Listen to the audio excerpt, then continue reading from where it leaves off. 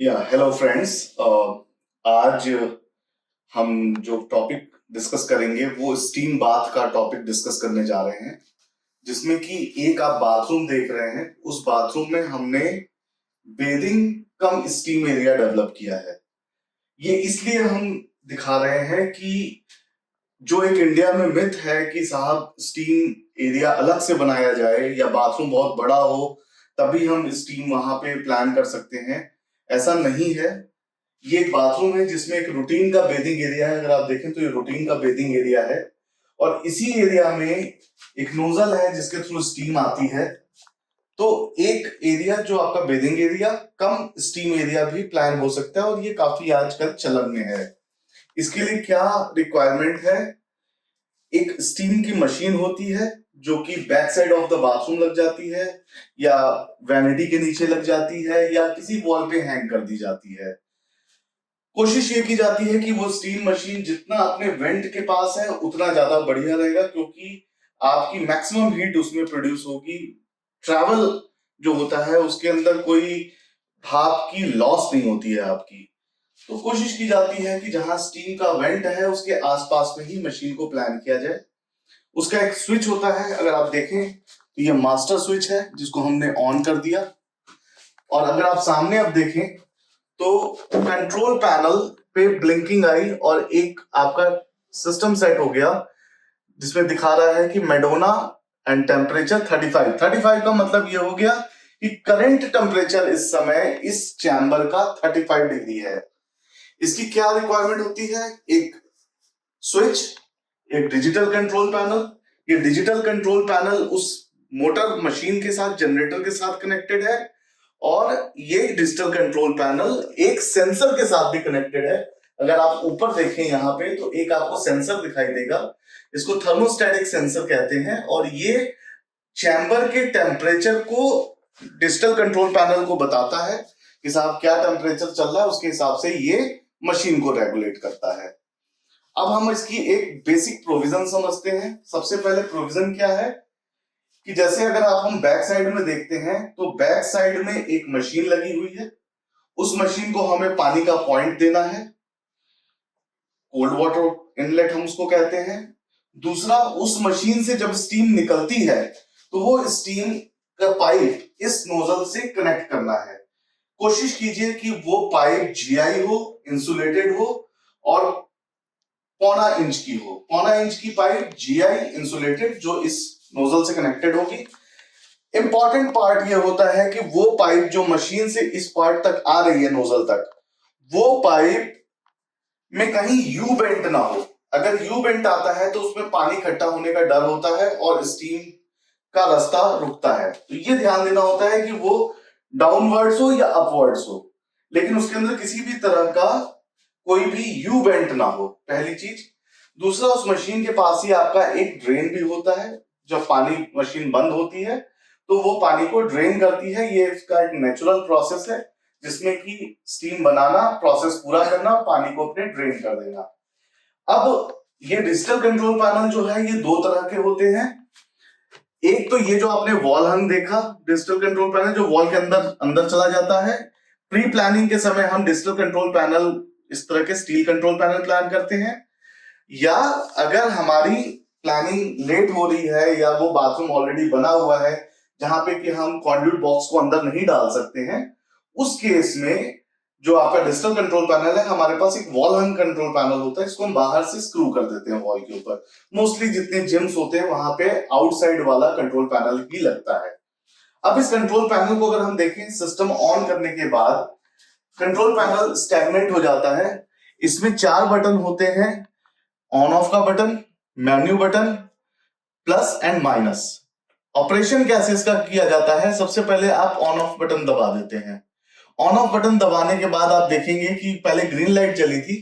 Green light जलने का मतलब होता है कि मशीन पानी ले रही है और जब वो पानी पूरा हो जाता है तो वो लाइट रेड में कन्वर्ट हो जाती है। अगर लाइट आपके रेड में कन्वर्ट हो गई है इसका मतलब कि मशीन को पानी मिल चुका है और आपकी स्टीम का हीटर वो एक्टिवेट हो गया है। अब इसके आगे अगर आप देखें तो जैसे आपने कोई टाइम और टेम्परेचर की सेटिंग करनी है, तो सपोज आपने मेन्यू बटन दबाया, टाइम 47 दिखा रहा है, दैट इज ओके। फिर आपने बटन दबाया, नॉर्मल प्रेशर आ गया। फिर आपने बटन दबाया तो टेम्परेचर 48। अब इसको आप बढ़ाना है घटाना है तो माइनस या प्लस से आप टेम्परेचर अपने डिजायर्ड टेम्परेचर को प्लान कर सकते हैं। डिजायर्ड टेम्परेचर मैं एडवाइस करूंगा कि अगर आप नए हैं इस सिस्टम के लिए तो आप 42 43 के आसपास रखें, धीरे धीरे उसको बढ़ाते हुए 45 46 तक ले जाएं। अगर आप प्रो हैं स्टीम लेने के और काफी समय से ले रहे हैं और आपकी बॉडी उसके हिसाब से एक्लिमेटाइज है तो आप इसको 48 डिग्री तक भी ले सकते हैं। जैसे अगर मैं देखूं तो मैं करीब पिछले 15 सालों से स्टीम ले रहा हूं और ये मैंने 48 पे अपनी स्टीम सेट की है। इसके बाद आप सिस्टम को छोड़ दें, वो सिस्टम ऑटोमेटिक उसके हिसाब से रेगुलेट हो जाएगा।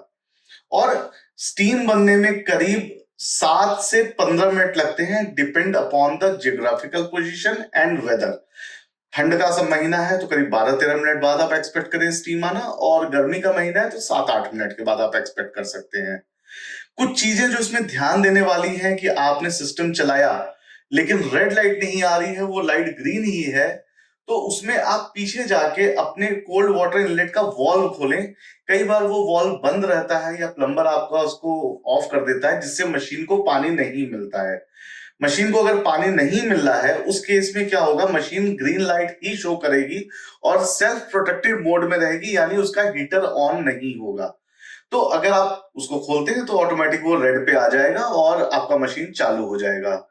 या आप देखते हैं कि थोड़ी देर बाद सिस्टम बंद हो जा रहा है, आपने स्टीम लेने से पहले ही या 2 मिनट में स्टीम बंद हो जाती है, तो उसका रीजन ये होता है कि गलती से टाइम की सेटिंग 12 या 18 मिनट की ही होगी, कि 12 या 13 मिनट बाद स्टीम आई लेकिन वो 4-5 मिनट बाद वो 18 मिनट हो गए और वो मशीन बंद हो गई अपने आप।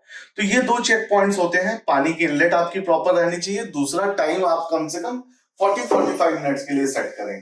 तीसरा इंपॉर्टेंट पार्ट होता है कि जब आप स्टीम, जैसे आप रोज स्टीम नहीं ले रहे हैं, आपको लगता है कि आप करीब 1-2 महीने बाद स्टीम लेंगे, तो आप स्टीम का ये स्टार्ट बटन को दबा के 2 सेकंड के लिए रखें।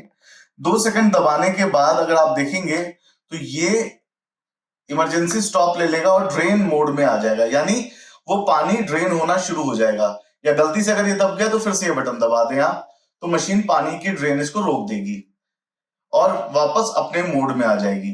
इट इज एडवाइजेबल कि अगर काफी समय के लिए आप स्टीम नहीं लेना चाह रहे हैं तो आप इसको पानी को एक बार ड्रेन कर दें, 3 से 4 मिनट में वो पानी ड्रेन हो जाता है। तो ये बेसिक कुछ चीजें हैं जो ध्यान रखने वाली होती हैं। दूसरी बात, जब आप स्टीम का इसको चालू कर दें तो 12-13 मिनट का इसको आप पॉज टाइम दें, और जब आपकी स्टीम आती है तो उसके बाद आप अपना स्टीम ले सकते हैं। रूटीन में अगर आप देखें तो स्टीम करीब 15 से 20 मिनट लेनी चाहिए, और कोशिश करें स्टीम लेने से पहले थोड़ा गुनगुना पानी पिएं। और अगर आपको स्टीम लेते हुए चक्कर आ रहा है या जी मिचला रहा है या आपको बेहोशी सी फीलिंग हो रही है तो तुरंत अपना ये गेट खोल दें और स्टीम को डिस्पर्स हो जाने दें, अंदर ना बैठें।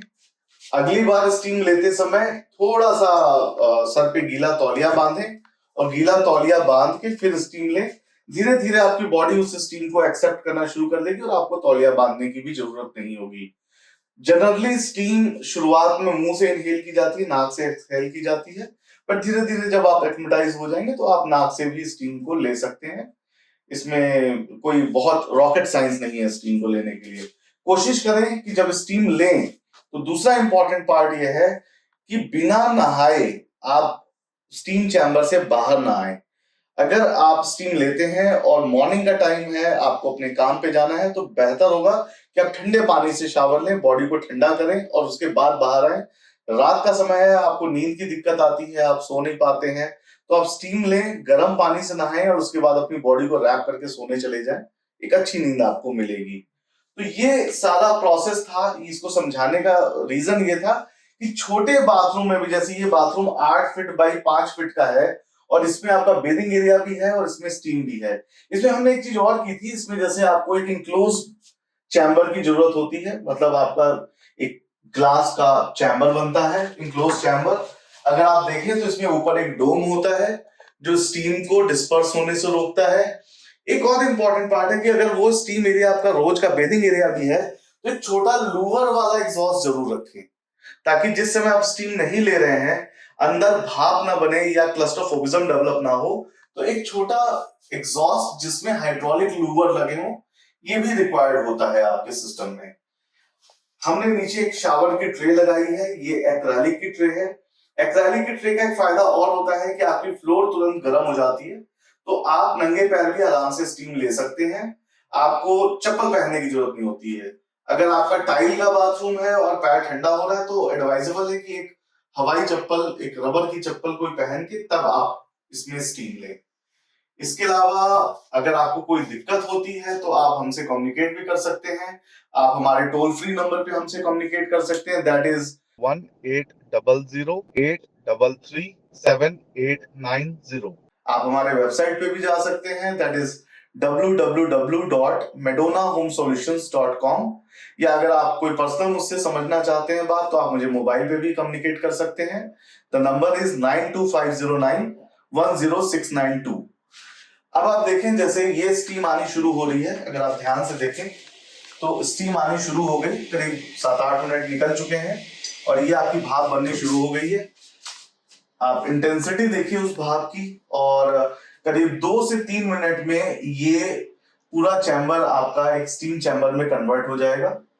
हम लाइव ही रहते हैं आपके साथ थोड़ी देर के लिए, और जैसे जैसे ये भाप डेंसिटी बढ़ाती जाएगी, वो जो आपका सेंसर है वो टेम्परेचर को यहाँ पे बताना शुरू करेगा। जैसे आप देखें हमने स्टार्ट किया था 35 से, नाउ इट इज शोइंग 36, और ये आप देखेंगे धीरे धीरे ये रैपिडली बढ़ना शुरू हो जाएगा 36, 37, 38, और अपने डिजायर्ड टेम्परेचर पे जाके ऑटो ऑफ हो जाएगा। This machine is fully automatic, अपने टेम्परेचर पे जाके ऑटो ऑफ होती है, ऑटो ऑन होती है और अंदर के टेम्परेचर को मेंटेन रखती है। कई बार हमसे लोग कहते हैं कि साहब हमने कोई एरोमा थेरेपी भी करनी है, तो उसके लिए मैं एडवाइस करूंगा कि जो स्टीम का नोजल है उस नोजल के नीचे आप एक कटोरी में, जैसे आप को जुकाम है और आप एक थेरेपी करना चाहते हैं, तो आप यूकलिप्टस ऑयल और कैम्फर ऑयल मिक्स करके करीब 10-12 बूंदे दोनों की डाल के कटोरी में आप उसके नीचे रख दें, तो आप देखेंगे कि वो पूरा एरोमा आपके उस चैम्बर में फिल हो जाएगा। तो इस तरह की थेरेपी भी लोग करते हैं, और it is very good for health. It is very good for those people who has got asthmatic problem. It's good for your skin nourishment. It is good for your cleaning of your blood, because ये आपके blood से bad cholesterol को भी absorb करती है, burn करती है। उसके लिए हमें प्राइवेट सेशन लेना पड़ता है, हम आपको बैठ के सारा समझाते हैं कि आप किस तरीके से स्टीम से बेनिफिट ले सकते हैं। In short you can say it is like a nectar, और बहुत सी बीमारियां हैं जिसका इलाज आज की डेट में स्टीम से लोग कर रहे हैं। हर घर में एक स्टीम होनी जरूरी है। इट इज एडवाइजेबल कि आपका कोई कॉमन बाथरूम है तो उसमें आप अपनी स्टीम को प्लान करें, ताकि घर का हर सदस्य उसको यूज कर सके। हमारे केस में हमने स्टीम को इस वेंट की बैक साइड में इंस्टॉल किया हुआ है।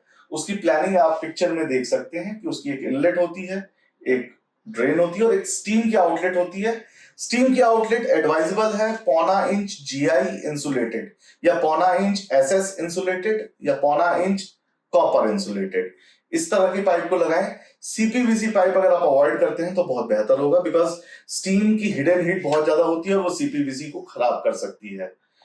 जब हम कॉमर्शियल स्टीम में जाते हैं तो उस केस में फिर वो जब 12 किलोवाट की स्टीम होती है या 15 किलोवाट की स्टीम होती है, तो हम फिर 1 इंच की आउटलेट प्लान करते हैं, 1 इंच की पाइप प्लान करते हैं। अदरवाइज रूटीन में 3 किलोवाट, 4 किलोवाट, 6 किलोवाट, 7, 9, इनके लिए 1.25 इंच की पाइपलाइन बहुत होती है। सो अब आप देखें जैसे पूरा ये चैम्बर फिल हो चुका है आपके स्टीम से, पूरा फॉगी हो चुका है एरिया, और अगर आप टेम्परेचर की ओर देखें तो ये टेम्परेचर करीब 46 तक पहुंच चुका है ये टेम्परेचर। सो इस तरीके से आप स्टीम अपना लें।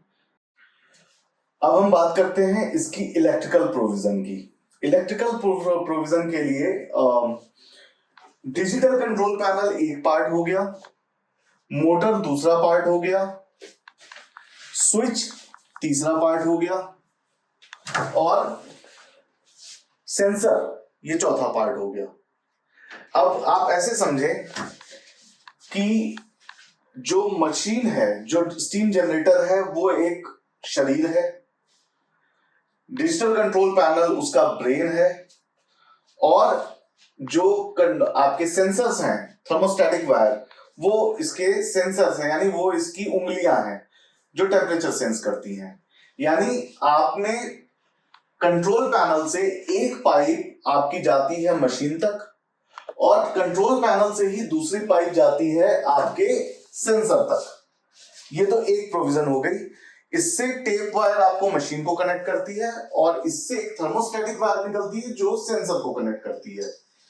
दूसरा, depending upon the capacity of the steam, आपको इलेक्ट्रिकल प्रोविजन रखनी होती है। जैसे अगर आपका एरिया 4x3 का है और आपकी 4 किलोवाट में पर्पस सॉल्व होता है, तो इट इज एडवाइजेबल कि आप 4 mm का कनेक्शन मशीन को दें। जैसे आप गीजर के लिए पॉइंट छोड़ते हैं, वैसे ही मशीन के लिए आप पॉइंट छोड़ें। 4 mm face, 4 mm neutral and 2.5 mm का अर्थ, उसको वहां बाहर मशीन के पास दें, और उसका ऑन ऑफ अपने बाथरूम में आप रख लें, ताकि आपको चालू करने के लिए बाहर ना जाना पड़े। तो मेन करंट हो गया आपका ऑन ऑफ बाथरूम के अंदर हो गया। इसकी आउटपुट जो है वो मशीन के पास चली गई, that is a separate wire. और डिजिटल कंट्रोल पैनल से एक सेपरेट पाइप, आपकी कॉन्ड्यूट पाइप मशीन तक गई, और एक सेपरेट पाइप आपके सेंसर तक गई। ध्यान देने वाली बात यह है कि इसके थ्रू जो पाइप जा रही है वो 12 वोल्ट डीसी का करंट जा रहा है, तो उसको एसी यानी जो मेन करंट है वो पाइप अलग होनी चाहिए, इसकी पाइप अलग होनी चाहिए। ये इंपॉर्टेंट है। अब आपकी 4 किलोवाट की स्टीम है तो आपको 4 mm का कनेक्शन चाहिए। 6 किलोवाट की स्टीम है तो 6 mm का आपको कनेक्शन चाहिए, यानी 6 mm का main, 6 mm neutral and 2.5 mm आपका अर्थ होना चाहिए। जैसे हम इससे बड़ी मशीन में जाते हैं, जैसे 7 किलोवाट में जाते हैं या 9 किलोवाट में जाते हैं, तो हमको 4 mm का 3 फेस कनेक्शन लगाना होता है। और उस केस में अंदर के एरिया में जैसे हम एमसीबी लगाते हैं, उसकी जगह पे हमें टीपीएन लगाना होता है। एक और इंपॉर्टेंट पार्ट है कि अगर वो 4 किलोवाट की मशीन है तो 4 किलोवाट से लेके 6 किलोवाट तक आप 32 एम्पियर का मिनी एमसीबी लगा सकते हैं। मॉड्यूलर एमसीबीज अवेलेबल होते हैं, जिसको कि आप अपने मास्टर स्विच बोर्ड में लगा सकते हैं, और बाहर आप वायर छोड़ सकते हैं, जो वायर सीधा HT4 या HT5 के थ्रू मशीन से कनेक्ट हो जाती है।